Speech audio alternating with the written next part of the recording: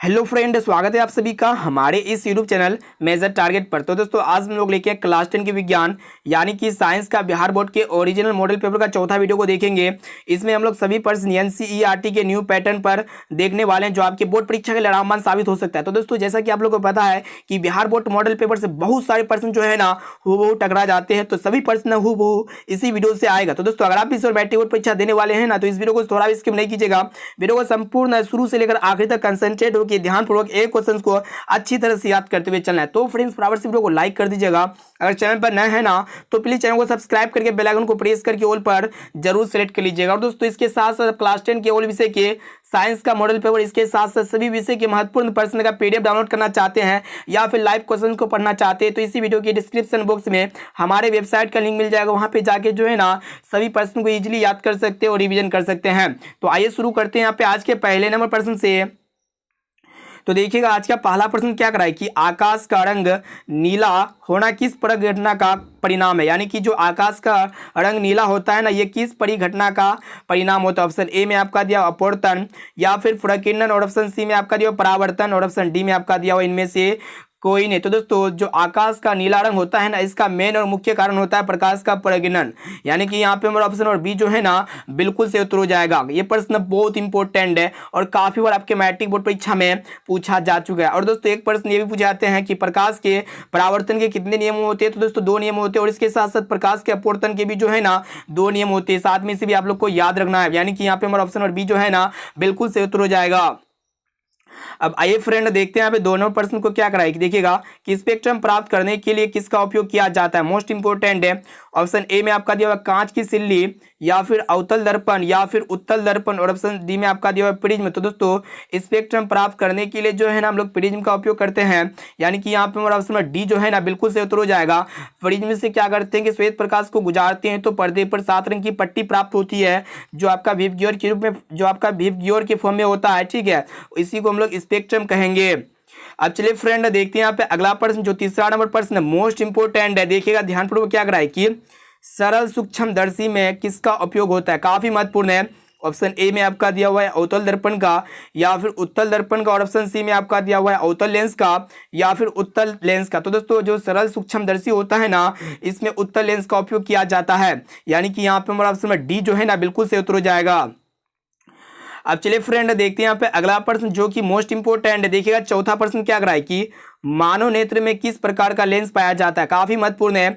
Option A में आपका दिया हुआ उत्तल लेंस, या फिर अवतल लेंस, या फिर वलयाकार लेंस, और ऑप्शन डी में आपका दिया हुआ है बाइफोकल लेंस। तो दोस्तों मानव नेत्र में जो है ना उत्तल लेंस पाया जाता है। यानी कि यहाँ पे हमारा ऑप्शन नंबर ए जो है ना बिल्कुल से उत्तर हो जाएगा। और दोस्तों एक प्रश्न ये पूछा जाता है कि मानव नेत्र में किस प्रकार का प्रतिबिंब बनता है। तो दोस्तों मानव नेत्र में जो प्रतिबिंब बनता है ना, वास्तविक, उल्टा और वस्तु से छोटा प्रतिबिंब बनता है।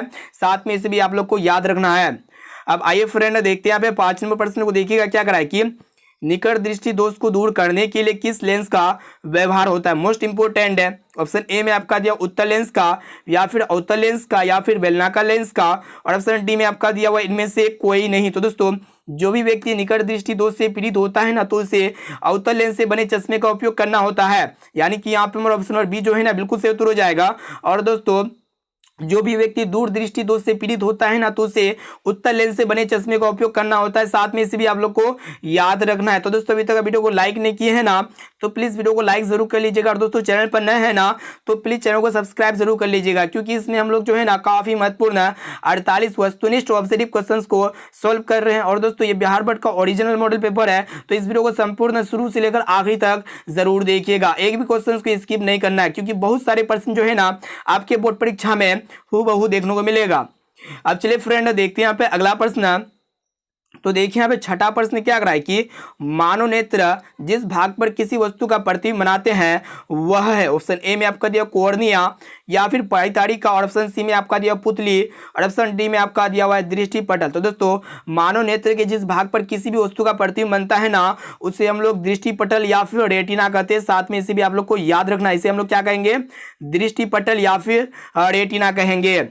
अब आइए फ्रेंड देखते हैं यहाँ पे 7 नंबर प्रश्न को। देखिएगा क्या कराए कि सामान्य नेत्र के लिए सुस्पष्ट दर्शन की न्यूनतम दूरी कितनी होती है? काफी महत्वपूर्ण है। ऑप्शन ए में आपका दिया 25 सेंटीमीटर, या फिर 2.5 मीटर, या फिर 25 सेंटीमीटर, और ऑप्शन डी में आपका दिया हुआ अनंत। तो दोस्तों सामान्य नेत्र के लिए जो सुस्पष्ट दर्शन की जो न्यूनतम दूरी होता है ना 25 सेंटीमीटर होता है, यानी कि यहाँ पे हमारा ऑप्शन नंबर सी जो है ना बिल्कुल से उत्तर हो जाएगा। और दोस्तों एक प्रश्न ये भी पूछे जाते हैं कि सामान्य नेत्र के लिए जो दूर बिंदु होता है ना, यानी कि कितना होता है, अनंत होता है। साथ में इसे भी आप लोग को याद रखना है। अब चलिए फ्रेंड देखते हैं यहाँ पे अगला प्रश्न जो कि मोस्ट इंपोर्टेंट है। तो देखिएगा 8 नंबर प्रश्न क्या कराए कि स्वस्थ नेत्र का दूर बिंदु होता है, काफी महत्वपूर्ण है। ऑप्शन ए में आपका दिया 25 सेंटीमीटर, या फिर 0, और ऑप्शन सी में आपका दिया 250 सेंटीमीटर, और ऑप्शन डी में आपका दिया हुआ है अनंत। तो दोस्तों सामान्य नेत्र का जो दूर बिंदु होता है ना, फार पॉइंट क्या होता है, अनंत होता है, यानी कि यहाँ पे हमारा ऑप्शन नंबर डी जो है ना बिल्कुल से उत्तर हो जाएगा। अब चलिए फ्रेंड देखते हैं यहाँ पे 9 नंबर प्रश्न को। देखिएगा क्या कराए कि प्रकाश के परावर्तन के कितने नियम है? Most important. ऑप्शन ए में आपका दिया हुआ 1 या फिर 2, और ऑप्शन सी में आपका दिया हुआ 3 या फिर 4। तो दोस्तों प्रकाश के परावर्तन के जो है ना 2 नियम होते हैं, यानी कि यहाँ पे हमारा ऑप्शन नंबर बी जो है ना बिल्कुल से उत्तर हो जाएगा। और दोस्तों पहला नियम होता है कि आपतित किरण, परावर्तित किरण और आपतन बिंदु पर डाला गया आलम तीनों एक ही तल पर होते हैं। और दोस्तों दूसरा नियम होता है कि आपतन कोण परावर्तन कोण के बराबर होता है। तो दोस्तों अभी तक वीडियो को लाइक नहीं किए हैं ना, तो प्लीज वीडियो को लाइक जरूर कर लीजिएगा। अब आइए फ्रेंड देखते हैं यहाँ पे 10 नंबर प्रश्न जो कि मोस्ट इंपोर्टेंट है।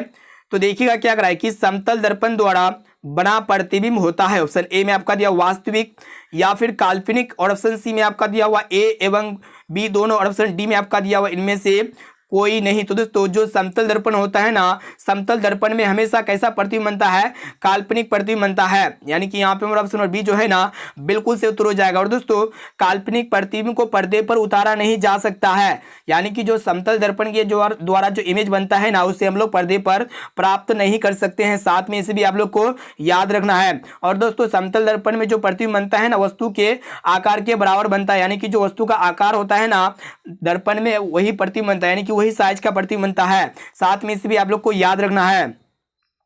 अब आइए फ्रेंड देखते हैं यहाँ पे 11 नंबर प्रश्न को। देखिएगा क्या कराए कि निम्नलिखित में किस दर्पण द्वारा किसी वस्तु का वास्तविक प्रतिबिंब मिल सकता है? काफी महत्वपूर्ण है। ऑप्शन ए में आपका दिया उत्तल दर्पण द्वारा, या फिर समतल दर्पण द्वारा, या फिर अवतल दर्पण द्वारा, और ऑप्शन डी में आपका दिया हुआ इनमें से किसी के द्वारा ही नहीं। तो दोस्तों हम लोग जानते हैं जो अवतल दर्पण होता है ना इसमें सिर्फ और सिर्फ वास्तविक प्रतिबिंब मिल सकता है। और दोस्तों वास्तविक प्रतिबिंब जो अवतल दर्पण में जो प्रतिबिंब बनता है ना वास्तविक उल्टा और वस्तु से बड़ा बनता है। साथ में इसे भी आप लोग को याद रखना है।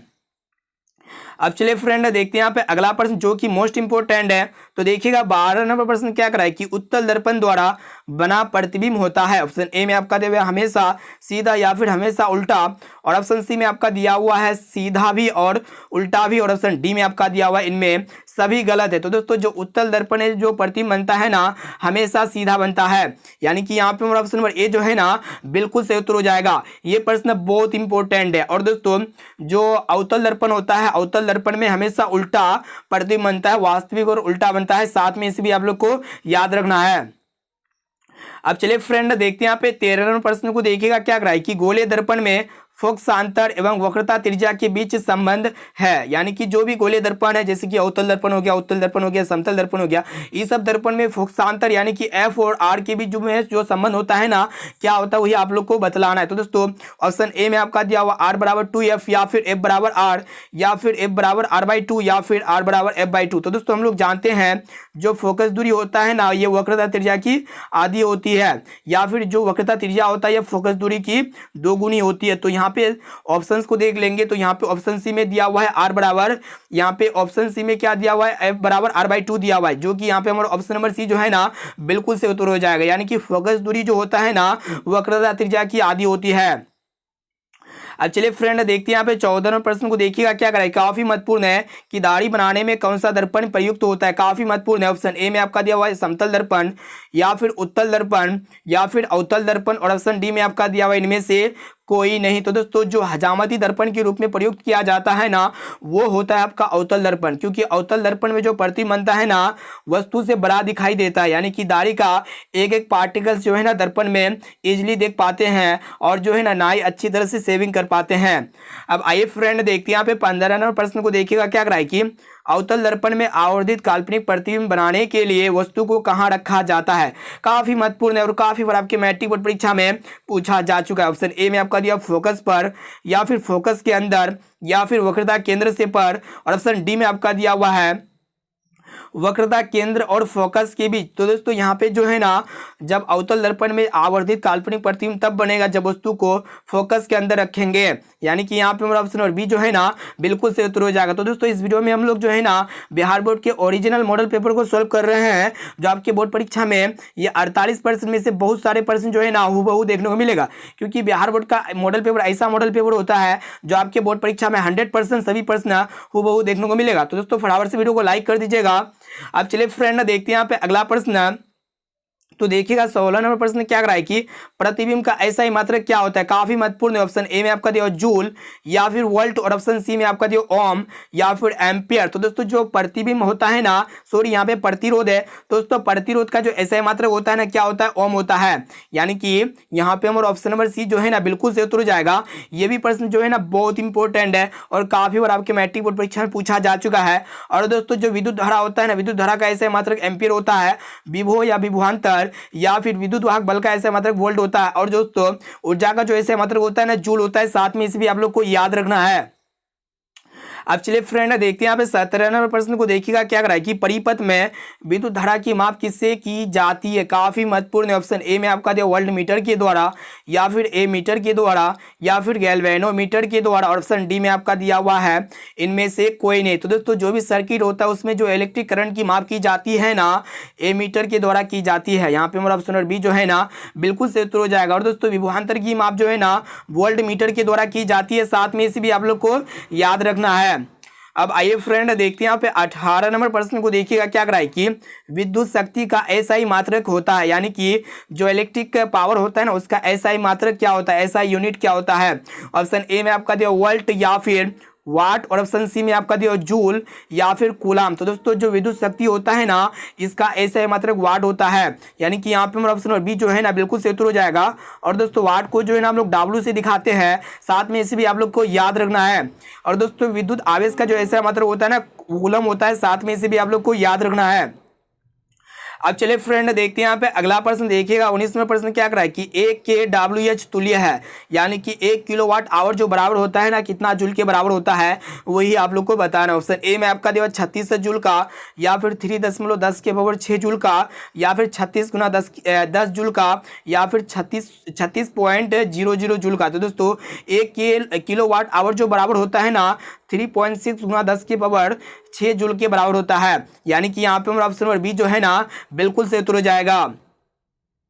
अब आइए फ्रेंड देखते हैं यहाँ पे 20वें प्रश्न को देखिएगा क्या करा है कि विभवांतर का एसआई मात्रक क्या होता है। काफी महत्वपूर्ण है। ऑप्शन ए में आपका दिया वाट, या फिर एम्पियर, और ऑप्शन सी में आपका दिया वोल्ट, या फिर ओम। तो दोस्तों जो विभवांतर होता है ना इसका जो एसआई मात्रक होता है क्या होता है, वोल्ट होता है, यानी कि यहाँ पे हमारा ऑप्शन नंबर सी जो है ना बिल्कुल से उत्तर हो जाएगा। ये भी प्रश्न बहुत इंपॉर्टेंट है और बहुत बार आपके मैट्रिक बोर्ड परीक्षा में पूछा जा चुका है, और इस बार भी 100% आने की काफी चांस है। ये प्रश्न जो है ना आपके बोर्ड परीक्षा में 10 बार से भी ज्यादा बार पूछा गया है, और इसमें जितने भी सारे प्रश्न बताएंगे बहुत सारे ऐसे प्रश्न हैं जो 10 बार से भी ज्यादा बार पूछा हुआ है। इसलिए जो है ना एक क्वेश्चन को अच्छी तरह से याद करते हुए चलना है। और दोस्तों अभी तक वीडियो को लाइक नहीं किए है ना तो प्लीज वीडियो को लाइक जरूर कर लीजिएगा, और चैनल पर नया है ना तो प्लीज चैनल को सब्सक्राइब जरूर कर लीजिएगा।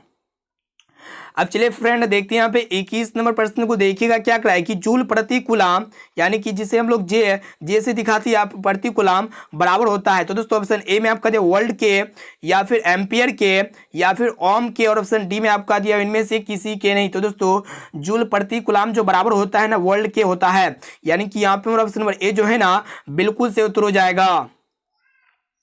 अब चलिए फ्रेंड देखते हैं यहाँ पे 22 नंबर प्रश्न को देखिएगा ध्यानपूर्वक क्या करा है कि हमारे घरों में जो विद्युत आपूर्ति की जाती है वह है। तो दोस्तों हम जो घर में इलेक्ट्रिक करंट सप्लाई कर रहे हैं यानी कि जो यूज कर रहे हैं ना तो वह जो होता है कितना वोल्ट का होता है। ऑप्शन ए में आपका दिया 220 वोल्ट पर दिष्ट धारा होती है, या फिर 12 वोल्ट पर दिष्ट धारा होती है, या फिर 220 वोल्ट पर प्रत्यावर्ती धारा होती है, या फिर 12 वोल्ट पर प्रत्यावर्ती धारा होती है। तो दोस्तों हमारे घर में जो विद्युत आपूर्ति की जाती है ना 220 वोल्ट पर एसी करंट होता है, जिससे हम लोग अल्टरनेटिव करंट या फिर प्रत्यावर्ती धारा भी कहते हैं। यहाँ पे हमारा ऑप्शन नंबर सी जो है ना बिल्कुल से उत्तर हो जाएगा। अब चलिए फ्रेंड देखते हैं यहाँ पे अगला प्रश्न है। तो देखिएगा 23 नंबर प्रश्न क्या कर रहा है कि लघु पतन के समय परिपथ में विद्युत धारा का मान होगा। काफी महत्वपूर्ण है। जब भी शॉर्ट सर्किट होता है ना तो उस समय सर्किट में जो इलेक्ट्रिक करंट का वैल्यूज होता है ना क्या होता है, बहुत अधिक बढ़ जाता है या फिर बहुत कम होता है या फिर 3 एम्पियर होता है या फिर 4 एम्पियर होता है। तो दोस्तों लघु पतन के समय जो इलेक्ट्रिक सर्किट में जो इलेक्ट्रिक करंट का जो वैल्यूज होता है ना बहुत अधिक होता है। यानी कि यहाँ पे हमारा ऑप्शन नंबर ए जो है ना बिल्कुल सही उत्तर हो जाएगा। दोस्तों इसका पीडीएफ डाउनलोड करना चाहते हैं ना तो इसी वीडियो के डिस्क्रिप्शन बॉक्स में आपको जो है ना पीडीएफ का लिंक मिल जाएगा या फिर वेबसाइट का लिंक मिल जाएगा। वहाँ पे जाके जो है इजीली पीडीएफ को डाउनलोड कर सकते हैं और वहाँ पे जाके जो है हमारे वेबसाइट के थ्रू से सभी सब्जेक्ट्स के ऑल सब्जेक्ट्स के क्लास 10 के बीबीए ऑब्जेक्टिव के साथ साथ आप जो है ना ऑनलाइन टेस्ट भी दे सकते हैं। तो इजीली इसी वीडियो के डिस्क्रिप्शन बॉक्स में आप लोग जो है ना एक बार जरूर विजिट कीजिएगा हमारे वेबसाइट में, ठीक है। तो अब आइए देखते हैं 24 नंबर प्रश्न क्या कराए कि वास्तव में विद्युत जनित्र जिसे हम लोग डायनेमो भी कहते हैं का काम होता है। ऑप्शन ए में आपका दिया विद्युत चुंबक की तरह या फिर उसमें ऊर्जा के स्रोत के रूप में, और ऑप्शन सी में आपका दिया हुआ है विद्युत आवेश के किसी स्रोत के रूप में, और ऑप्शन डी में आपका दिया ऊर्जा के परिवर्तक जिसे कन्वर्टर कहते हैं की तरह। तो दोस्तों जो रियल में जो इलेक्ट्रिक जनरेटर होता है ना या डायनेमो जो होता है ना यह ऊर्जा के परिवर्तक यानी कि कन्वर्टर की तरह कार्य करता है। यानी कि यहाँ पे हमारा ऑप्शन नंबर डी जो है ना बिल्कुल सही उत्तर हो जाएगा। अब चलिए फ्रेंड देखते हैं यहाँ पे 25 नंबर प्रश्न जो कि मोस्ट इंपोर्टेंट है। तो देखिएगा क्या कराए कि विद्युत धारा उत्पन्न करने वाली युक्ति को क्या कहते हैं, और काफी बार आपके मैट्रिक बोर्ड परीक्षा में पूछा जा चुका है। ऑप्शन ए में आपका दिया जनित्र या फिर गैल्वेनोमीटर या फिर एमीटर, और ऑप्शन डी में आपका दिया हुआ है मीटर। तो दोस्तों इलेक्ट्रिक करंट प्रोड्यूस करने वाले डिवाइस को हम लोग जनित्र कहते हैं यानी कि जनरेटर कहते हैं। यहाँ पे हमारा ऑप्शन नंबर ए जो है ना बिल्कुल सही उत्तर हो जाएगा।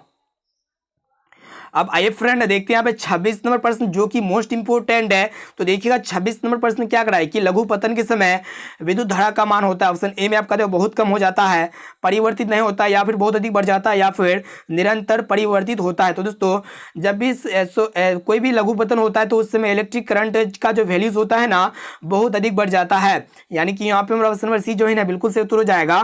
तो दोस्तों इस वीडियो में हम लोग जो है ना काफी महत्वपूर्ण साइंस के 48 मोस्ट इंपोर्टेंट और ऑब्जर्व क्वेश्चंस को देख रहे हैं। और दोस्तों ये बिहार बोर्ड के ओरिजिनल मॉडल पेपर है जो आपकी बोर्ड परीक्षा में 100% सभी प्रश्न हूबहू देखने को मिलेगा। तो दोस्तों अभी तक वीडियो को लाइक नहीं किए है ना तो प्लीज वीडियो को लाइक जरूर कर लीजिएगा, और दोस्तों चैनल पर नए हैं ना तो प्लीज चैनल को सब्सक्राइब जरूर कर लीजिएगा। अब आइए फ्रेंड देखते हैं यहाँ पे 27 नंबर प्रश्न क्या कराए कि शरीर में भोजन का पचना किस प्रकार की अभिक्रिया है। काफी बार आपके बोर्ड परीक्षा में पूछा जा चुका है। तो दोस्तों ऑप्शन ए में आपका दिया उपचयन या फिर संयोजन, और ऑप्शन सी में आपका दिया विस्थापन या फिर अपचयन। तो दोस्तों शरीर में जो भोजन पचता है ना तो यह एक प्रकार का उपचयन जिससे हम लोग क्या कहते हैं उष्माक्षेपी भी कहते हैं। यानी कि यहाँ पे हमारा ऑप्शन नंबर ए जो है ना बिल्कुल सही उत्तर हो जाएगा। ये भी प्रश्न जो है ना बहुत इंपॉर्टेंट है। अब आइए फ्रेंड देखते हैं यहाँ पे 28 नंबर प्रश्न को देखिएगा क्या कराएगी शोषण किस प्रकार की और रासायनिक अभिक्रिया। ऑप्शन ए में आपका दिया उपचयन या फिर संयोजन या फिर उष्माक्षेपी, और ऑप्शन डी में आपका दिया हुआ है उष्माशोषी। तो दोस्तों जब हम लोग सांस को छोड़ते हैं यानी कि CO2 गैस को जब छोड़ते हैं तो इसके फलस्वरूप जो उष्मा का उत्सर्जन होता है ना तो इसे हम लोग उष्माक्षेपी रिएक्शन कहेंगे यानी कि उष्माक्षेपी अभिक्रिया कहेंगे। यहाँ पे हमारा ऑप्शन नंबर सी जो है ना बिल्कुल सही उत्तर हो जाएगा।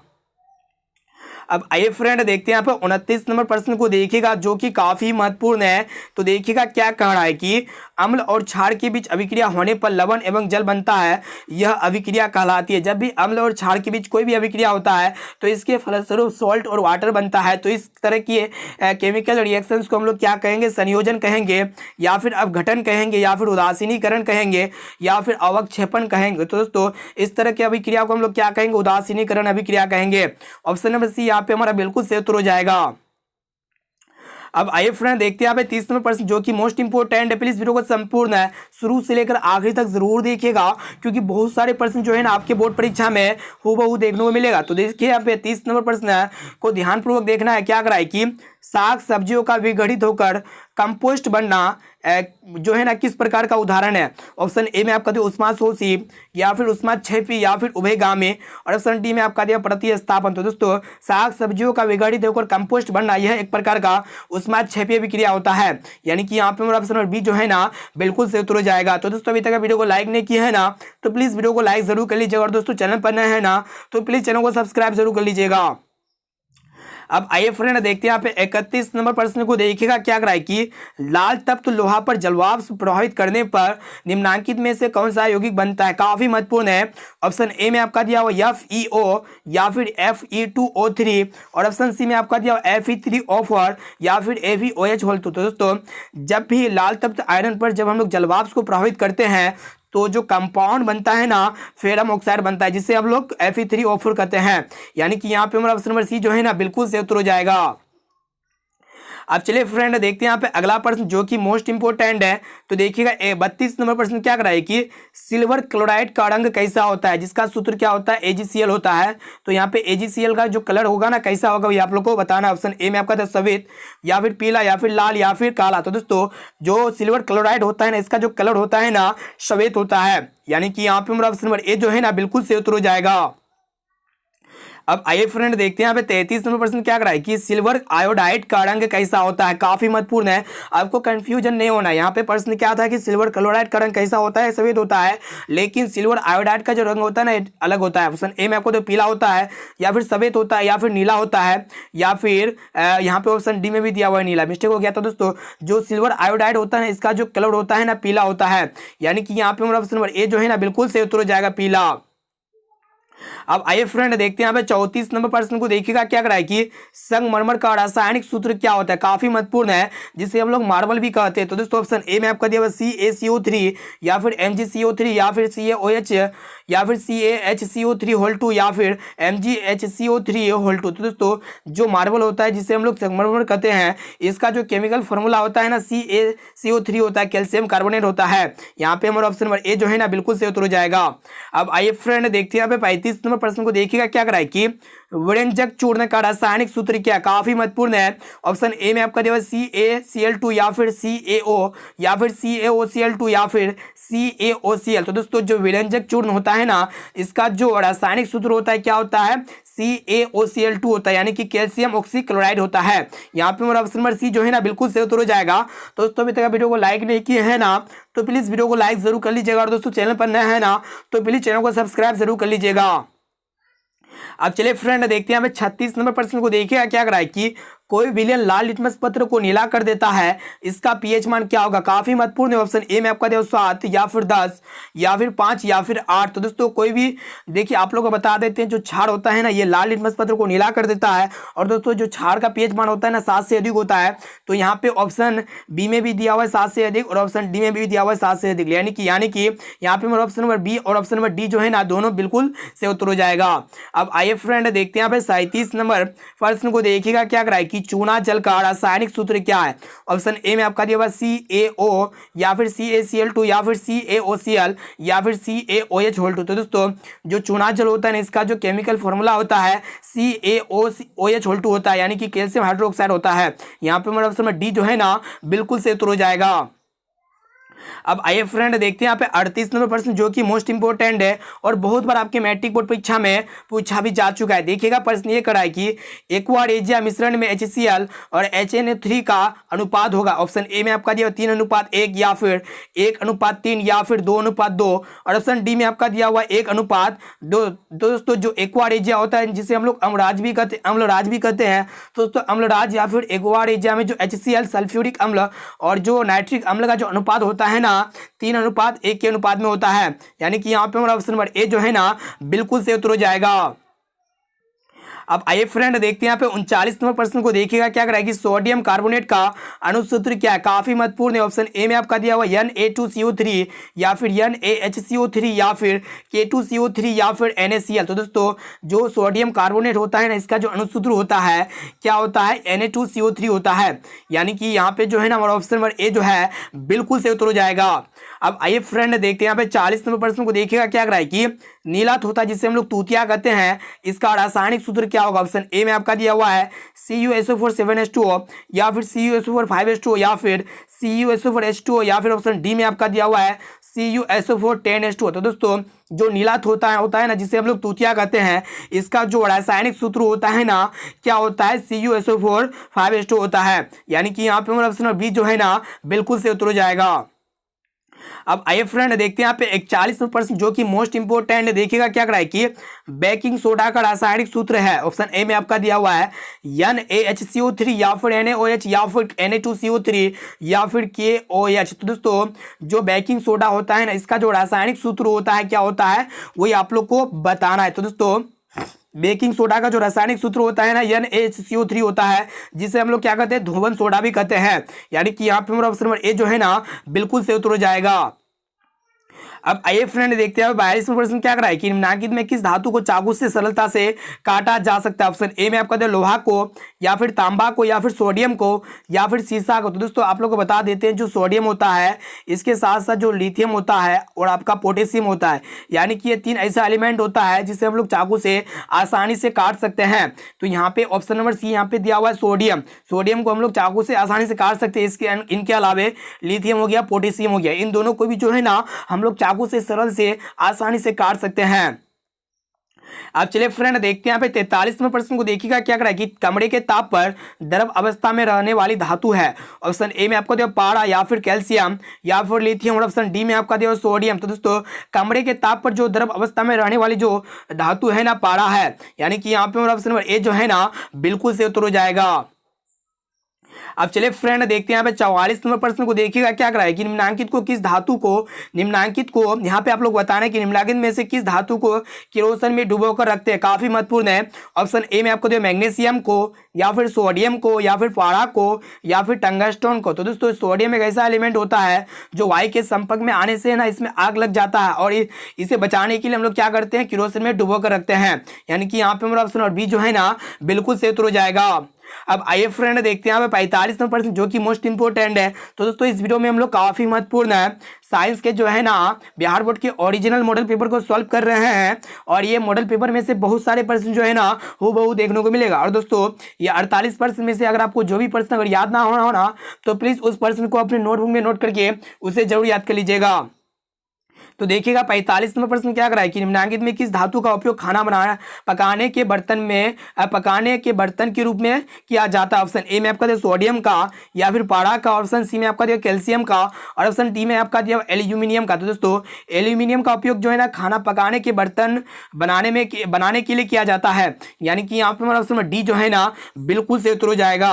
अब चलिए फ्रेंड देखते हैं यहाँ पे अगला प्रश्न जो कि मोस्ट इंपोर्टेंट है। तो देखिएगा 46वां प्रश्न क्या करा है कि कमरे के ताप पर द्रव अवस्था में रहने वाली अधातु है। तो यहाँ पे अधातु बताना, वहां पे धातु था तो यहाँ पे अधातु है। ऑप्शन ए में आपका पारा या फिर तांबा या फिर ब्रोमियम या फिर एल्यूमिनियम। तो दोस्तों ऐसे में हम लोग जानते हैं जो कमरे के ताप पर जो द्रव अवस्था में रहने वाला जो धातु होता है ना पारा होता है, लेकिन यहाँ पे अधातु पूछा है तो यहाँ पे ब्रोमीन हमारा ऑप्शन नंबर सी जो है ना बिल्कुल से उत्तर हो जाएगा।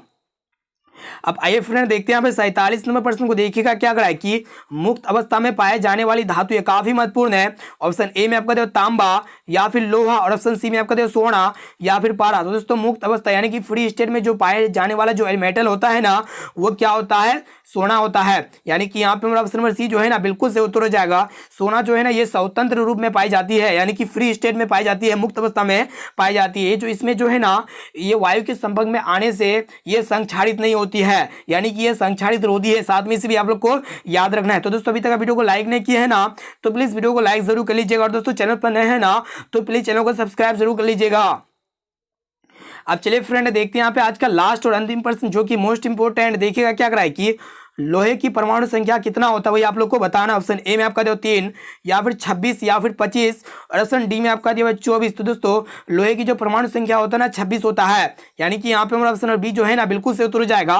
तो दोस्तों इस वीडियो में हम लोग जो है ना साइंस के बिहार बोर्ड के ओरिजिनल मॉडल पेपर को सोल्व किए जो आपके बोर्ड परीक्षा में ये जो है ना 48% में से बहुत सारे प्रश्न जो है ना वो देखने को मिलेगा। और दोस्तों आप लोग कमेंट करके हमें जरूर बताइएगा कि 48% में से पहले से आप लोग को कितना प्रश्न याद था।